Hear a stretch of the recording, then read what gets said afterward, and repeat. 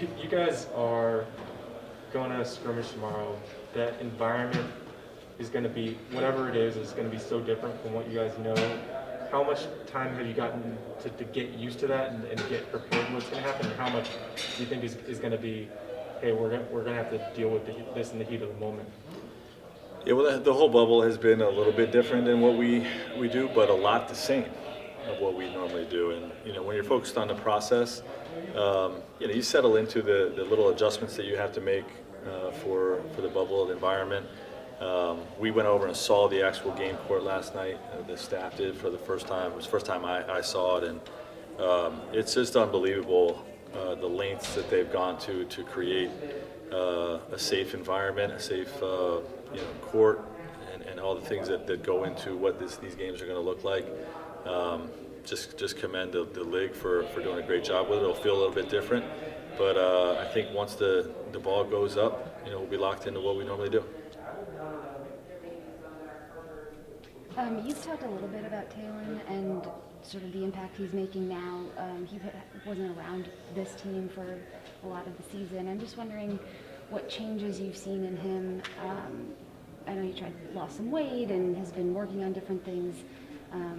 What have you seen that's changed in him? Yeah, well, I think two things, right? His body changed. He did an incredible job from the off season last year when we drafted him up until this point right now to really change his body, drop a lot of weight, get himself in great shape, and he did a lot of work on his shot.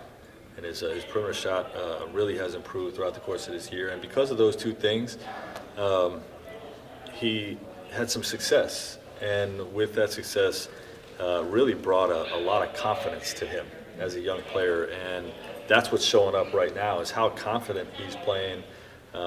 He's playing beyond his years in these practices and scrimmages. And we're excited about what he's doing. Have you seen him sort of come out of his shell a little bit from a personality standpoint, being around these guys? Yeah, he's still getting there, but you definitely see it come through some. Obviously, the rookie always gets picked on a little bit, or just treated like a rookie. So that's always fun, and I think helps that situation in terms of personality coming out.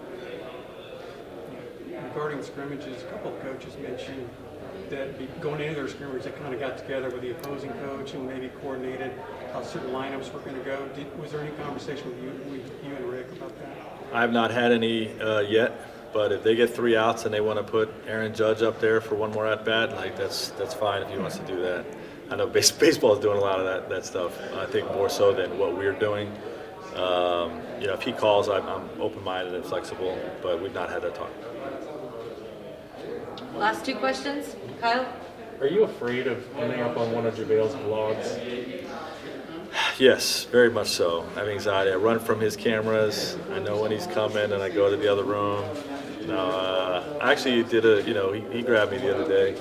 I haven't seen it yet, but he did a little pre-practice interview, and he's always watching. So hopefully it's creating some good content. Hey Frank, it's Dave McMenamin. Alex told Zach Lowe that you and Rob Pelinka and the organization were really supportive of the kind of decision-making process he went through when he ultimately decided not to go to his sister's wedding.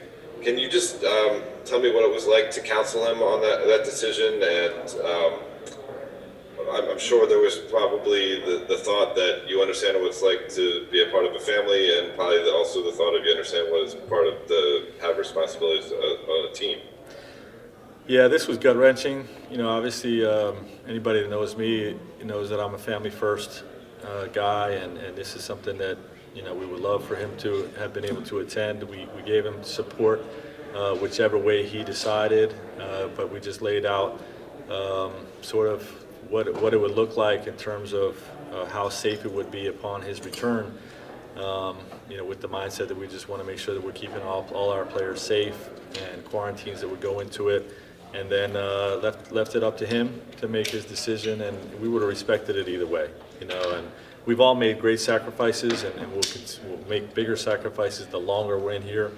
Again, the longevity piece is the biggest piece of being away from our families, but to miss something like that just doesn't feel good.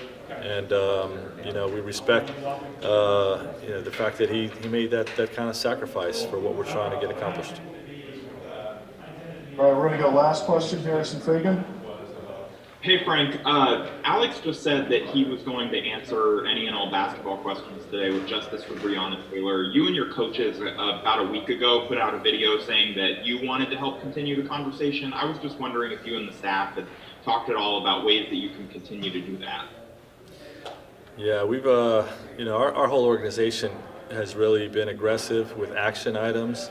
I think most notable, hiring Dr. Karita Brown, an educator, to come in and assess our organization and just make sure that we're creating the right change within our own organization, because I think this is where this problem needs to be tackled more than anywhere, is for everyone across the country to look within, and how is their behaviors and viewpoints, and how can they change. So we want to be very vocal on it. I know we're doing some things with the Coaches Association as well to keep the conversation going, because we fully support the Black Lives Matter movement, and I feel like we as a country have never been in a position of strength to affect change that we're in right now. So it's a critical time for sure.